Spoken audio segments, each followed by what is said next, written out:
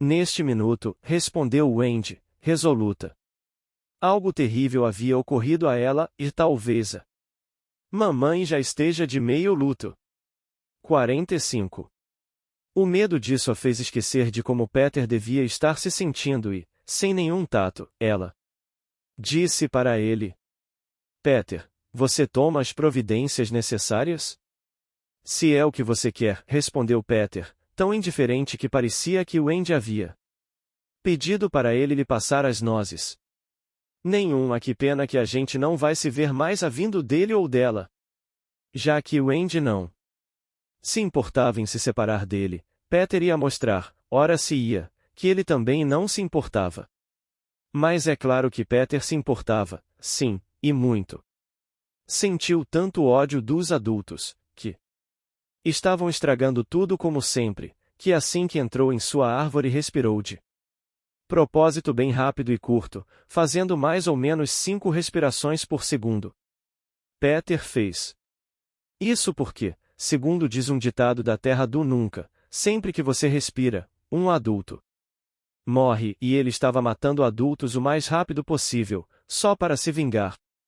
Após dar as ordens necessárias aos peles vermelhas, Peter voltou para casa, onde uma cena lamentável ocorrerá em sua ausência. Apavorados com a ideia de perder Wendy, os meninos perdidos haviam avançado sobre ela, ameaçando-a. Vai ser pior do que antes de ela vir. Choraram eles. A gente não vai deixar a Wendy ir embora. Vamos prender nossa mãe aqui. Isso. Peguem as correntes. Naquela situação perigosa, o instinto de Wendy lhe disse a qual dos meninos deveria pedir ajuda. Firula! Exclamou ela. Eu apelo a você. Não foi estranho? Ela apelou a Firula, que era o mais bobo de todos. Mas a reação de Firula foi magnífica. Aquele foi o único momento em que ele esqueceu sua bobice e falou com dignidade. Eu sou apenas o Firula, disse ele, e ninguém liga para o que eu falo. Mas o primeiro que não se comportar como um cavalheiro com a Wendy vai ter que se ver comigo. Firula desembainhou sua adaga e, naquele instante, sua cabeça estava mais quente que um braseiro. Os outros se afastaram, assustados. Quando Peter voltou, eles logo viram que não iam poder contar com o apoio dele. Peter não ia obrigar nenhuma menina a ficar na terra do nunca contra sua vontade. Wendy, disse ele, caminhando de um lado para o outro, eu pedi que os peles vermelhas guiassem vocês pela floresta, já que vocês ficam tão cansados quando voam. Obrigada, Peter. Depois, continuou ele, no tom curto e grosso de quem está acostumado a ser obedecido. A Sininho vai ajudar vocês a atravessar o mar. Acorde a fada, Bico. Bico teve que bater 2 vezes antes de obter uma resposta, embora Sininho já estivesse há algum tempo acordado e ouvindo tudo. Quem é você? Como ousa me incomodar? Suma daqui! Exclamou ela. Você tem que levantar, disse Bico. E acompanhar a Wendy numa viagem. É claro que Sininho havia ficado encantada de saber que Wendy ia embora, mas ela estava determinada a não lhe servir de guia, e disse isso num linguajar ainda mais chulo. Depois, fingiu que tinha voltado a dormir. Ela disse que não vai. Disse Bico, bestificado com tamanha insubordinação. Peter foi até o quarto da fadinha com um ar muito severo. Sininho, disse ele, irritado. Se você não se levantar e se vestir agora mesmo, eu vou abrir a cortina para todo mundo ver você de negligée. 46. Isso fez Sininho pular da cama. Quem disse que eu não ia me levantar? Enquanto isso os meninos estavam olhando com grande tristeza para Wendy, que já pegara João e Miguel e estava pronta para a viagem. Agora eles estavam arrasados não apenas porque iam perdê-la, mas também porque achavam que ela ia para um lugar maravilhoso para o qual eles não haviam sido convidados. Como sempre, Os meninos estavam sendo seduzidos pela novidade. Acreditando que o que eles sentiam era algo mais nobre, Wendy derreteu. Queridos, disse ela. Se vocês vierem comigo, eu tenho quase certeza de que consigo convencer o papai e a mamãe a adotarem todos. O convite havia sido feito especialmente para Peter, mas cada menino pensou só em si e, no mesmo segundo, começou a pular de alegria. Mas eles não vão achar que a gente dá muito trabalho? Perguntou o Bico no meio do pulo. Ah, não, disse Wendy, decidindo tudo sem hesitar. Eles só vão ter que colocar algumas camas na sala de estar. Elas podem ser escondidas atrás dos biombos nas primeiras quintas-feiras do mês, que é quando nós recebemos visitas. Peter, a gente pode ir? Exclamaram todos, suplicantes. Os meninos imaginaram que, se eles fossem, Peter iria também, mas a verdade é que nem estavam se importando com isso. Quando a novidade chama, as crianças estão sempre prontas para desertar aqueles que mais amam. Tudo bem, respondeu Peter com um sorriso triste. No mesmo segundo, os meninos saíram correndo para pegar suas coisas. Agora, Peter, disse Wendy, achando que estava tudo resolvido, eu vou lhe dar seu remédio antes de você ir. Ela adorava dar remédio para os meninos, e sem dúvida dava uma quantidade grande. Demais. É claro que o remédio era apenas água, mas a água vinha de uma cabaça, e Wendy sacudia a cabaça e contava as gotas, o que conferia um certo ar medicinal ao processo. Nessa ocasião, no entanto, ela não deu as gotas de Peter, pois, quando havia acabado de prepará-las, viu uma expressão no rosto dele que lhe deu um frio na barriga. Vá pegar suas coisas, Peter. Ela exclamou, tremendo. Não, respondeu ele, fingindo indiferença. Eu não vou com vocês, Wendy. Vai sim, Peter. Não.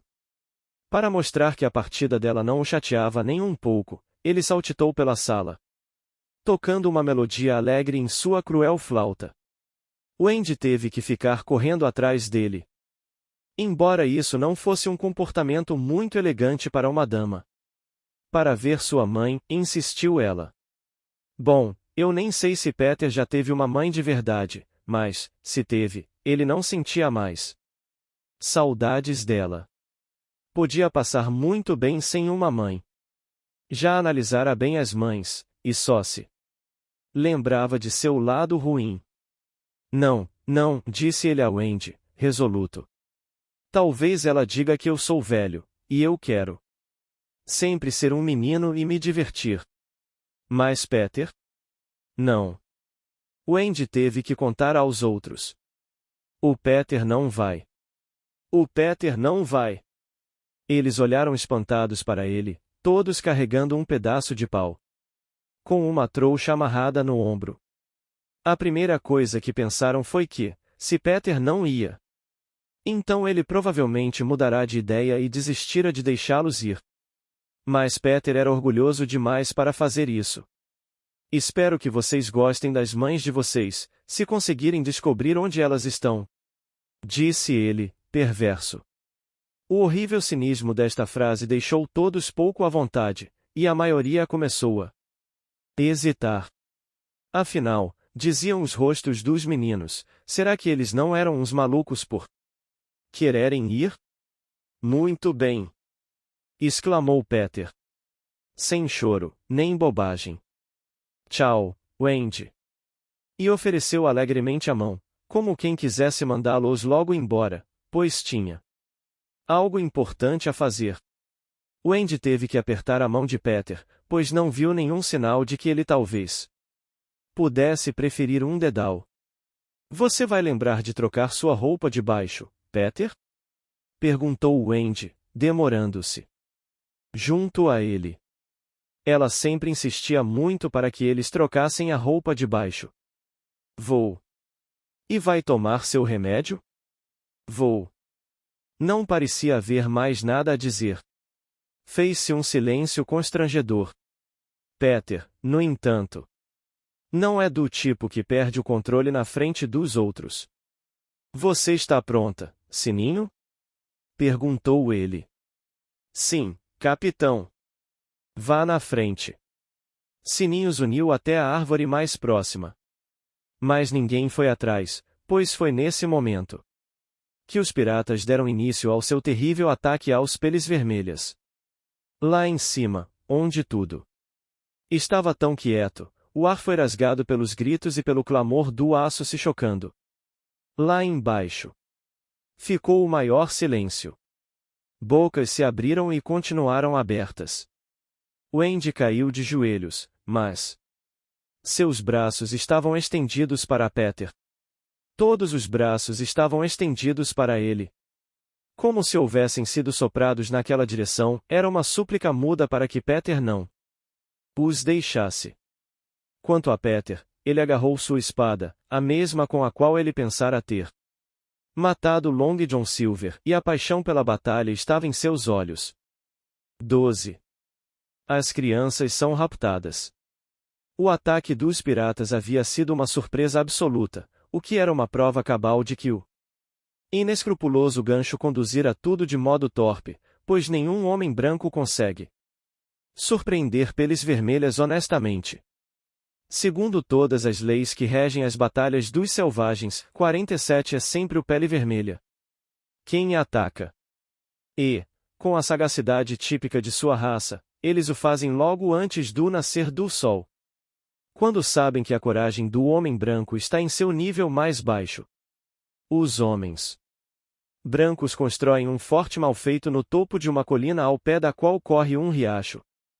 Pois estar longe da água significa derrota certa. Lá, eles aguardam o massacre, com os soldados inexperientes segurando com força os revólveres e pisando nos galhos espalhados pelo chão, enquanto os mais velhos dormem tranquilos até logo antes do raiar do dia. Ao longo de toda a noite, os batedores dos índios rastejam como cobras pela grama, sem mover nenhuma folha. A vegetação se fecha após eles passarem, com o mesmo silêncio da areia. Depois da toupeira entrar num buraco, não se ouve nenhum som, a não ser quando eles fazem uma imitação maravilhosa do uivo solitário do coiote. Em resposta, outros bravos uivam também, e alguns deles o fazem até melhor do que os coiotes, que não são muito bons nisso.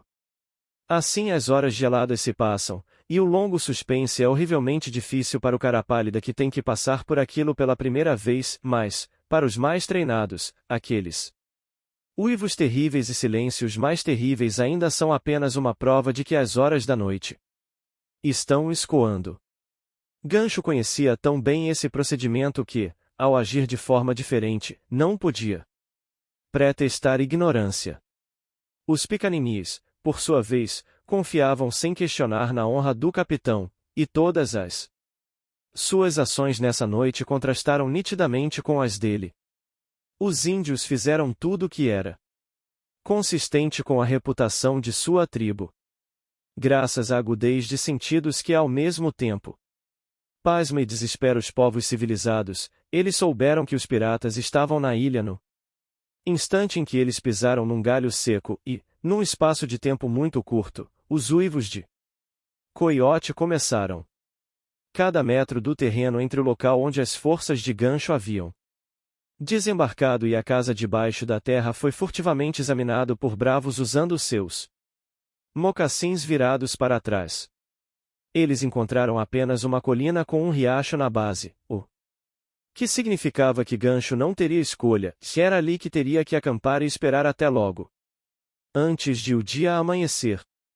Após tudo ter sido concluído com uma esperteza quase diabólica, a maior parte dos peles vermelhos se enroscou em seus cobertores, com aquela fleuma que, para eles, é a maior marca de bravura. Sentaram-se em cima do lar das crianças, esperando pelo momento cruel em que iam acabar com os caras pálidas. Quando foram encontrados pelo traiçoeiro Gancho, os confiantes selvagens sonhavam acordados com as maravilhosas torturas pelas quais fariam o capitão passar após o sol raiar.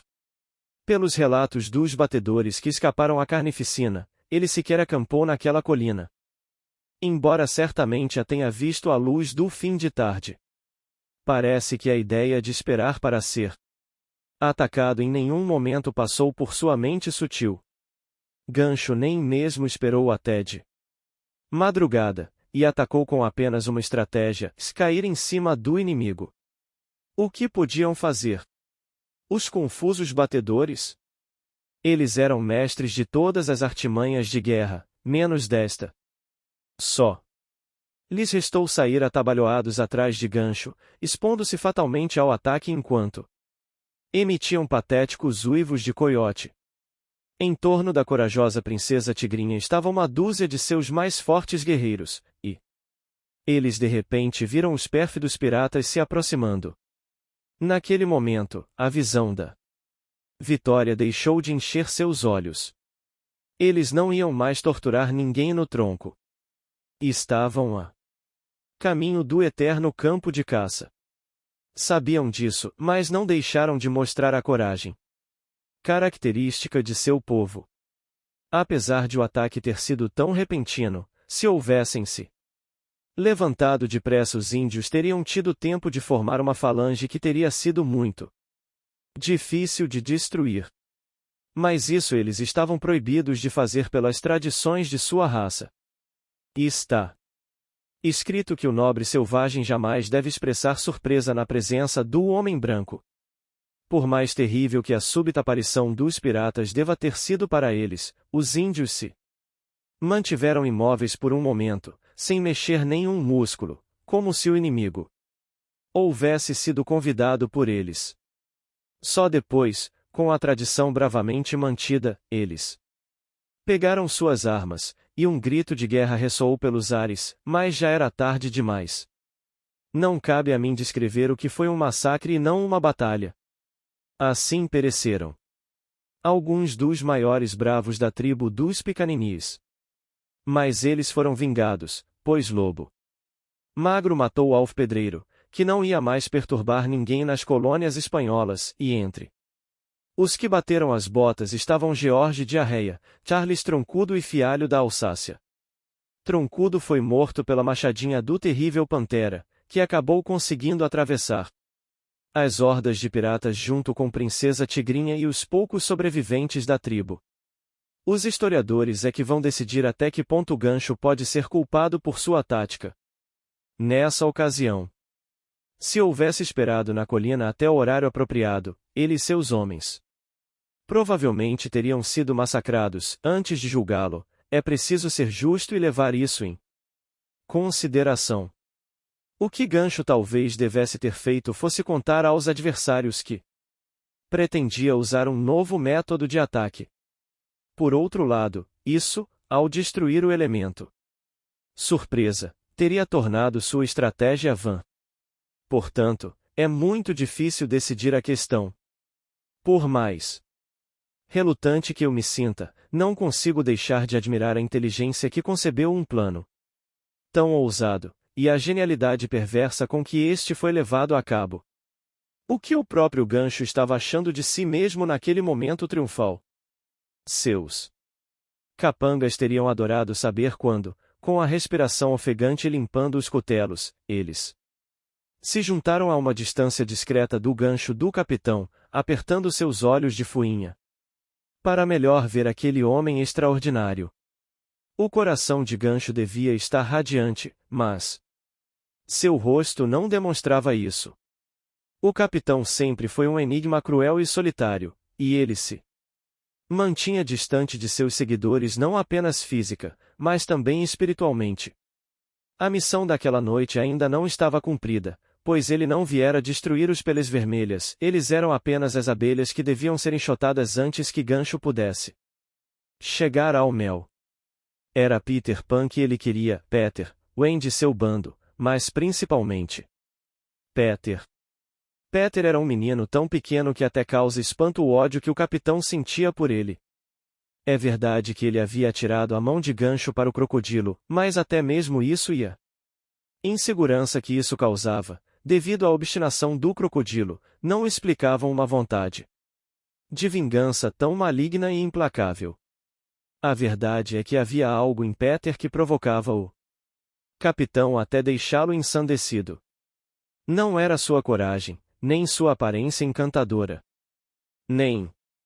Não dá mais para ficar fazendo rodeios, pois eu sei muito bem o que era, e tenho que contar. Era o fato de Peter ser tão arrogante. Isso irritava muito o Gancho, fazia com que ele cerrasse sua garra de ferro e, à noite, o perturbava como se fosse um pernilongo. Enquanto Peter estivesse vivo, aquele homem torturado ia se sentir como um leão enjaulado que vê um passarinho passar voando. A questão agora era como ele ia descer por aquelas árvores, ou melhor, como seus capangas iam descer? Gancho passou os olhos famintos por elas, procurando pelas mais magras. As árvores se remexeram, preocupadas, pois sabiam que ele não teria escrúpulos em derrubá-las. Enquanto isso, o que havia acontecido com os meninos? Nós os vimos quando a batalha começou, como que transformados em estátuas de pedra, com a boca aberta, implorando com os braços estendidos para Peter. Agora, vamos voltar a vê-los no minuto em que fecham a boca e deixam cair os braços. O pandemônio lá de cima cessou quase tão subitamente quanto começara, passou como uma terrível rajada de vento. Mas os meninos sabem que, ao passar, ele determinou seu destino. Que lado venceu? Os piratas, ouvindo ávidos nos troncos ocos, escutaram a pergunta que cada menino fez e, infelizmente, também escutaram a resposta de Peter. Se os peles vermelhas tiverem ganhado, vão bater no tambor, disse ele. É sempre assim que eles sinalizam a vitória. Barrica havia encontrado o tambor dos índios, e estava sentado em cima dele naquele mesmo instante. Vocês nunca mais vão ouvir esse tambor, murmurou ele. Mas murmurou bem baixinho, é claro, pois Gancho havia mandado os piratas fazerem um silêncio absoluto. Para espanto de Barrica, o capitão fez um sinal indicando que ele deveria bater no tambor, devagar. O imediato se deu conta da perversidade da ordem. É provável que esse homem simples nunca tenha sentido tanta admiração por Gancho quanto naquele momento. Barrica bateu 2 vezes no instrumento e depois parou, radiante, para escutar. O tambor! Gritou Peter, enquanto os vilões ouviam. Uma vitória dos índios! As malfadadas crianças deram vivas que foram como música para os ouvidos dos vilões lá em cima, e quase imediatamente voltaram a se despedir de Peter. Isso intrigou os piratas, mas tudo o que eles estavam sentindo foi engolido por uma alegria ignóbil diante do fato de que seu inimigo estava prestes a sair pelas árvores. Eles sorriram uns para os outros e esfregaram as mãos. Gancho deu suas ordens depressa e em silêncio, um homem para cada árvore e os outros formando uma fileira a 2 metros de distância. 13. Você acredita em fadas? O que aconteceu a seguir foi tão horrível que é melhor contar bem rápido. O primeiro a sair de sua árvore foi Caracol. Ele saiu e caiu bem nos braços de Seco, que o atirou para a Barrica, que o atirou para Cavaleiro Stark, que o atirou para Bill Falsário, que o atirou para Macarrão, e assim foi sendo arremessado de um para outro até cair aos pés do Pirata Negro. Todos os meninos foram arrancados de suas árvores dessa maneira impiedosa, e vários deles foram lançados para o alto ao mesmo tempo, como sacos de farinha jogados de uma pessoa para a outra. Wendy, que veio por último, recebeu um tratamento diferente. Gancho tirou o chapéu para ela com uma polidez irônica e, oferecendo-lhe o braço, acompanhou-a até o local onde os outros estavam sendo amordaçados. Ele fez isso com tal ar de grandeza, foi tão absurdamente refinado, que Wendy sentiu-se fascinada demais para gritar. Ela era só uma garotinha. Talvez eu esteja sendo dedo duro ao revelar que, por um segundo, Wendy ficou hipnotizada. Por gancho. Só estou contando isso porque essa escorregada dela levou a um estranho resultado. Se Wendy houvesse se desvencilhado de gancho com altivez, e eu adoraria poder dizer que fez isso, teria sido lançada para o alto como os outros, e então o capitão provavelmente não teria estado presente enquanto as crianças eram amarradas. E, se ele não presenciasse esse momento, não teria descoberto o segredo de Magrelo e, sem o segredo, não teria podido cometer o vil atentado contra a vida de Peter. Lançados de um para o outro como sacos de farinha.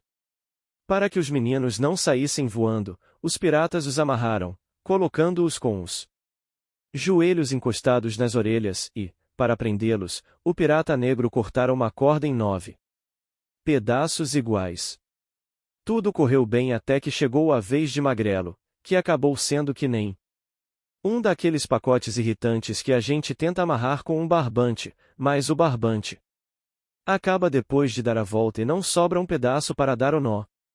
Os piratas chutaram Magrelo de raiva, que nem a gente, que chuta o pacote, embora, para ser justos, devêssemos chutar o barbante e, por mais estranho que isso seja, foi Gancho quem os mandou parar com aquela violência. Havia um sorriso triunfal e maléfico em seu rosto.